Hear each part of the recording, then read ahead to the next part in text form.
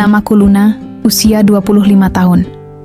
Pekerjaanku biasa saja, penjaga perpustakaan di kota kecil yang tenang, jauh dari hiruk-pikuk kehidupan besar. Aku menyukai kesunyian, bau buku-buku tua, suara gesekan halaman yang dibalik perlahan. Dan yang paling kusukai adalah mendengarkan orang-orang berbicara dari kejauhan. Bukan karena aku suka menguping, tapi karena aku merasa lebih nyaman memahami manusia dari jarak aman. Mungkin itulah sebabnya aku jarang punya teman dekat. Bukannya aku tidak ingin, hanya saja aku sering tahu terlalu banyak sebelum benar-benar mengenal mereka. Hari-hariku hampir selalu sama. Bangun jam 7, membuat teh melati, membaca satu bab novel lama sebelum berangkat kerja. Di perpustakaan, aku menyusun buku, menyapa pengunjung dengan senyum seadanya, lalu tenggelam dalam dunia sunyi. Tapi beberapa bulan terakhir, ada sesuatu yang berubah. Aku mulai menebak hal-hal aneh. Seperti saat Pak Darto, pengunjung setia bagian sejarah, masuk dengan wajah murung. Aku menyapanya pelan, lalu tanpa sengaja berkata, "Istrinya pasti akan pulang, Pak. Bapak sabar saja." Dia kaget. Aku juga. Karena aku tidak tahu apa-apa soal istrinya. Tapi dugaanku benar. Beliau baru saja bertengkar hebat dengan istrinya dan belum saling bicara 2 hari. Atau saat Arin, anak SMA yang suka membaca novel misteri, datang dengan mata sembab. Aku menyodorkan buku berjudul "Setelah Kau Menangis". Dia mengambilnya, lalu berbisik, "Kak, kok kakak tahu aku baru putus?" Awalnya aku pikir itu hanya intuisi. Orang bilang, aku memang terlalu peka. Tapi hari demi hari perasaan itu semakin kuat. Aku bukan cuma menebak, tapi aku juga mulai mendengar.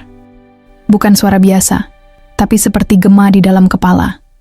Suara yang bukan milikku, tapi jelas, tajam, dan menyebutkan hal-hal yang tak seharusnya ku ketahui. Kadang seperti bisikan, kadang seperti monolog penuh emosi, tapi tidak ada satupun dari mereka yang terlihat sedang bicara. Aku menyimpan semuanya sendiri. Kutulis di buku catatan. Kucoba mencari penjelasan logis. Dan untuk waktu yang lama, aku berhasil menenangkan diriku. Sampai suatu hari, suara-suara itu berubah. Hari itu, aku datang lebih awal ke perpustakaan. Langit masih redup, udara masih basah oleh embun. Aku menyukai momen-momen seperti ini, tenang, belum tercemar kegaduhan dunia. Aku berjalan ke ruang resepsionis, menyalakan komputer, dan menyeduh teh melati kesukaanku. Dan saat itulah, tiba-tiba ada suara datang entah dari mana. Kenapa dia belum pergi juga? Suara itu dingin. Bukan suara di luar melainkan di dalam, tapi bukan milikku. Aku menoleh cepat. Hanya ada Ibu Ratna, kepala perpustakaan yang sedang duduk di ruang kaca.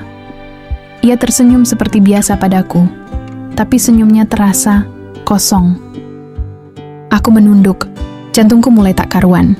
Tiba-tiba suara itu terdengar lagi. "Kalau dia terus di sini, cepat atau lambat semua rahasia bisa terbongkar." Suara itu jelas, seperti sedang diputar dari dalam pikiranku. Aku menatap Ibu Ratna, yang kini sedang mengetik sesuatu.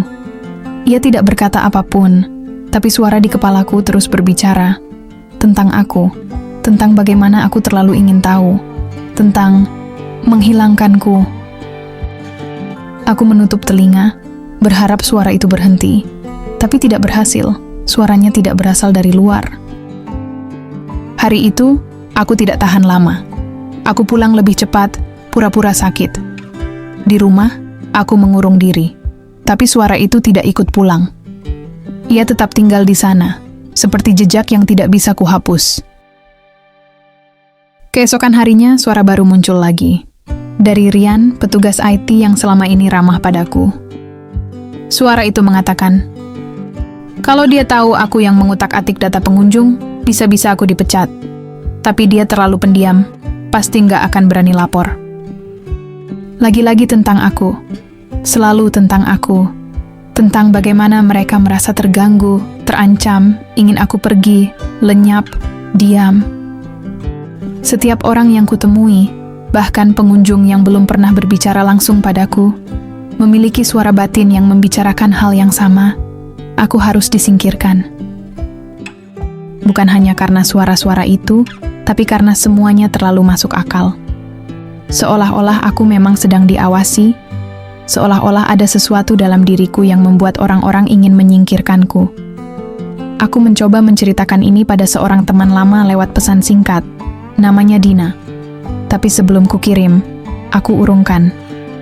Bagaimana jika dia juga mendengarku dan berpikir aku gila? Atau lebih buruk lagi, bagaimana jika dia pun berpikir aku harus lenyap? Malam itu aku terjaga sampai pagi. Tidak ada suara, tapi dalam sunyi yang pekat itu, justru aku merasa lebih terancam. Aku duduk di lantai, menggenggam catatanku, lalu menatap pantulan diriku sendiri di jendela. Apa yang sebenarnya terjadi padaku? Dan lebih penting lagi, bagaimana cara menghentikannya? Aku memutuskan untuk mencari jawaban. Setiap suara yang kudengar, setiap kalimat yang terngiang di kepalaku, semuanya kutulis rapi di buku catatan kecil. Aku menuliskan siapa orangnya, di mana aku berada, dan jam berapa suara itu muncul. Awalnya hanya 2 atau 3 dalam sehari, tapi belakangan bisa sampai belasan. Semua berisi hal yang sama. Ketakutan, kecurigaan, ancaman, dan diriku sebagai pusatnya. Aku mulai jarang tidur. Bukan karena suara-suara itu muncul di malam hari, tapi karena rasa cemas yang tidak pernah reda. Rasanya seperti duduk di dalam ruangan yang penuh bisikan, dan semua bisikan itu ingin aku menghilang. Aku tahu aku tidak bisa terus seperti ini. Aku butuh bantuan. Akhirnya, aku membuat janji dengan seorang psikolog yang kupilih diam-diam. Namanya Dr. Andri, spesialis gangguan persepsi dan trauma. Di ruang konseling itu, aku duduk diam cukup lama sebelum akhirnya membuka mulut.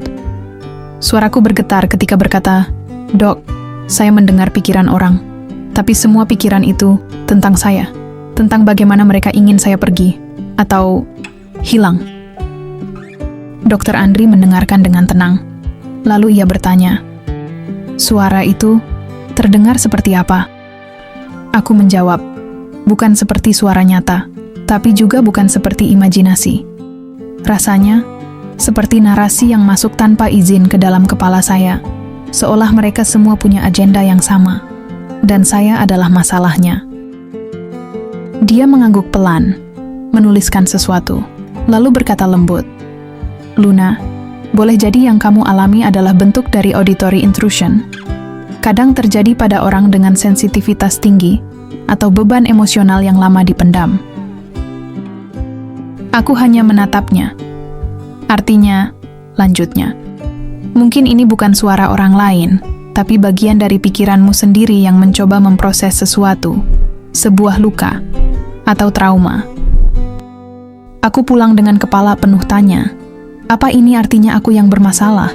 Bahwa semua suara itu berasal dari aku sendiri? Tapi jika itu benar, kenapa isinya begitu seragam? Kenapa semua orang, bahkan yang tidak kukenal, pikirannya terdengar sama tentang aku? Malam itu aku membuka kembali catatanku. Ada satu nama yang belum sempat kutulis. Ayah. Sudah bertahun-tahun aku tidak menyebut nama itu. Sejak beliau meninggal saat aku masih remaja. Tapi ada kenangan samar yang perlahan muncul. Tentang hari-hari terakhirnya. Tentang bagaimana ia sering bicara sendiri. Tentang bagaimana ibuku menyembunyikan sesuatu. Dan tentang kata-kata terakhir ayahku sebelum pergi. Kamu berbeda, Laras. Tapi itu bukan kutukan. Itu anugerah. Kalau kamu tahu cara menjaganya. Aku menatap langit-langit kamarku. Untuk pertama kalinya, aku tidak merasa takut. Aku merasa penasaran. Aku ingin tahu apa sebenarnya yang terjadi padaku. Aku ingin tahu, apakah ini hanya suara-suara kosong dari pikiranku, atau ada sesuatu yang jauh lebih dalam, lebih lama, dan lebih nyata. Besok, aku akan ke rumah lama kami. Rumah yang sudah bertahun-tahun tidak kutapaki sejak ayah meninggal. Mungkin jawabannya ada di sana. Rumah masa kecilku terletak di pinggiran kota, di sebuah jalan yang kini jarang kulalui. Bangunannya masih sama, cat pudar, jendela kayu yang mengelupas, dan pagar besi berkarat yang entah mengapa terasa lebih kecil dari ingatanku. Kunci cadangan masih berada di pot bunga, seperti dulu. Ketika pintu terbuka, aroma yang familiar langsung menyambutku. Bau kayu tua, debu, dan sedikit aroma melati kering yang menguar dari lemari. Aku berjalan perlahan menyusuri lorong rumah. Setiap sudut memanggil ingatanku. Meja makan yang dulu ramai, kursi tua tempat ayah biasa membaca koran, dan ruang kecil di belakang rumah, ruang kerja ayah. Aku ragu sejenak sebelum membuka pintunya. Ruang itu hampir tak berubah. Rak buku penuh dengan catatan dan jurnal. Di sudut meja, masih ada buku harian kulit coklat yang dulu sering kulihat ayah tulis-tulis sebelum tidur. Tanganku gemetar saat membukanya. Di halaman-halaman awal, hanya tulisan tentang pekerjaan dan keluarga. Tapi di tengah buku, aku menemukan sesuatu yang lain. Laras menunjukkan tanda-tanda yang sama seperti aku dulu. Sensitif, bisa merasakan energi orang lain, bahkan kadang mendengar bisikan yang bukan miliknya. Itu bukan gangguan. Itu mekanisme bawah sadar yang diwariskan. Mungkin bisa disebut empati ekstrim, tapi aku yakin ini lebih dari itu. Yang membuatnya berbahaya adalah bila ketakutan mulai mengambil alih. Ketika ia tidak bisa membedakan mana pikirannya sendiri dan mana yang bukan, disitulah semuanya jadi kabur. Kuncinya adalah satu, dia harus berdamai dengan dirinya sendiri, dengan rasa takutnya. Jika tidak, suaranya akan berubah menjadi bayangan yang selalu mengikutinya. Aku membaca halaman itu berkali-kali. Nafasku tercekat. Rasanya seperti akhirnya aku bisa bernapas setelah sekian lama tenggelam dalam air. Selama ini, bukan orang-orang yang ingin aku hilang, tapi ketakutan dalam dirikulah yang membentuk pikiran-pikiran itu. Setiap suara yang kudengar adalah gema dari perasaan terpendam. Takut tidak diterima, takut ditolak, takut menjadi beban. Aku menangis lama di ruang itu, dan untuk pertama kalinya, bukan karena cemas, tapi karena aku merasa diakui. Ayah pernah melalui hal yang sama, dan dia ingin aku tahu bahwa aku tidak sendiri. Malamnya, suara-suara itu masih ada, tapi nadanya berubah. Bukan lagi ancaman, bukan lagi kebencian, tapi sesuatu yang lebih netral, seperti pikiran biasa manusia yang tak selalu menyenangkan, tapi juga tak selalu menghakimi. Mungkin suara-suara itu tidak akan pernah benar-benar hilang, tapi sekarang aku tahu cara mendengarkannya, tanpa kehilangan diriku sendiri. Sudah 3 bulan sejak aku kembali dari rumah lama itu. Aku masih bekerja di perpustakaan, masih menyapa Pak Darto yang kini sering bercerita tentang cucunya, masih meminjamkan novel ke Arin yang mulai tersenyum lebih lebar setiap kali datang. Dan aku masih duduk di meja resepsionis yang sama, tapi dengan hati yang jauh berbeda. Suara-suara itu masih ada, kadang samar, kadang lebih jelas. Tapi kini aku tahu, mereka bukan ancaman. Mereka adalah cermin, pantulan dari rasa, trauma, dan prasangka yang pernah kuabaikan, dan sebagian memang datang dari dalam diriku sendiri.